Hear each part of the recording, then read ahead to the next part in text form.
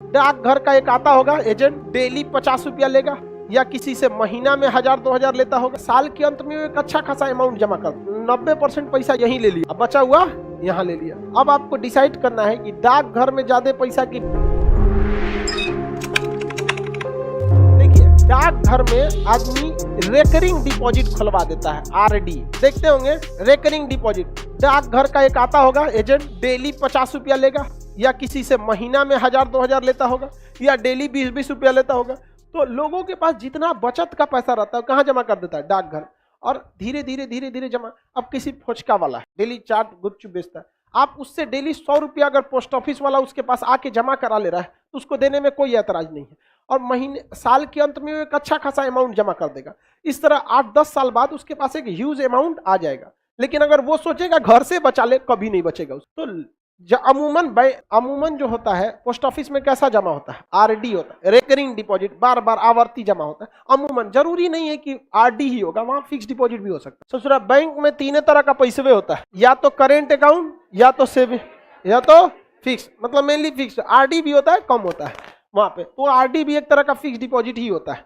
तो बैंक का तो 90% पैसा यहीं ले लिया था, अब बचा हुआ यहां ले लिया। ये बताइए, अब आपको M2 और M3 में कंफ्यूजन होगा, क्योंकि दोनों में क्या है, हाँ M1 है। अब आपको डिसाइड करना है कि डाकघर में ज्यादा पैसा की बैंक का एफडी ज्यादा बड़ा, बैंक का एफडी ज्यादा।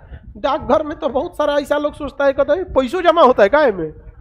कोई आदमी से कहिएगा डाकघर में पैसा कौन जी होता, वो तो चिट्ठी जो तो वो तो चिट्ठी समझता है सब। आगे बढ़े, बताइए ये कौन सा चीज है वो, M1। तो M1 प्लस डाकघर की बचत जमा M2 होगा, M1 प्लस बैंकों की जमा क्या हो जाएगा, M3 हो गया।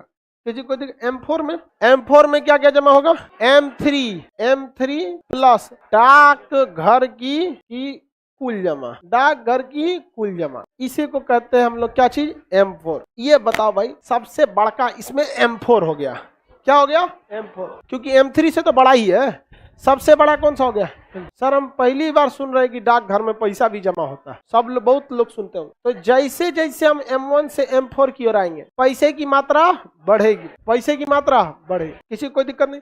सबसे बड़ा कौन होता है, M4, सबसे बड़ा M4। किससे बड़ा होता है, M3 से। M3 बड़ा होता है M2 से, M2 बड़ा होता है M1। कोई इसमें दिक्कत नहीं। आरबीआई किसे कंट्रोल कर, जल्दी बताइए। आरबीआई कभी भी पोस्ट ऑफिस को कंट्रोल नहीं कर। आरबीआई जब भी कंट्रोल करेगी तो बैंक को। बताइए किसे कंट्रोल, कितने लोग कहते हैं M1, M3 को कंट्रोल, क्योंकि M3 में तो M1 है ही है। अब बैंकवा का जो फिक्स डिपॉजिट हुआ बच गया था, दोनों घेरा गया यहाँ। आरबीआई बैंकों को कंट्रोल करने के लिए मौद्रिक नीति लाती है। कौन सी नीति, मॉनेटरियल पॉलिसी, यानी मौद्रिक नीति आरबीआई लाती है। किसे कंट्रोल करने के लिए, बैंकों। तो क्वेश्चन पूछा था कि मौद्रिक नीतियां किस पर लागू होती हैं, M3। किस पर लागू होगी, M3।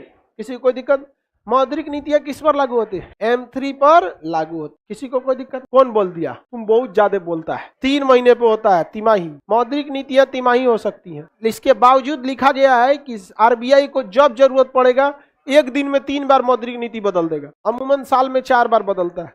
ओकर मूड घसकेगा, दिन भर में कितना बार बदल देगा, 4 बार। आरबीआई एक अपने आप में स्टेट है, अब बड़का स्टेट है उस ससुरा। हम लोग सब लोग की जीवन उसी पर डिपेंड करता है। मौद्रिक नीति बढ़ा देगा, किसी को लोन मत दो, हो गया, सारा काम अटक जाएगा। छोटे मोटे काम कर सकते हैं। सबसे बड़का पैसा आरबीआई मौद्रिक नीतियां किस पर थोपती है,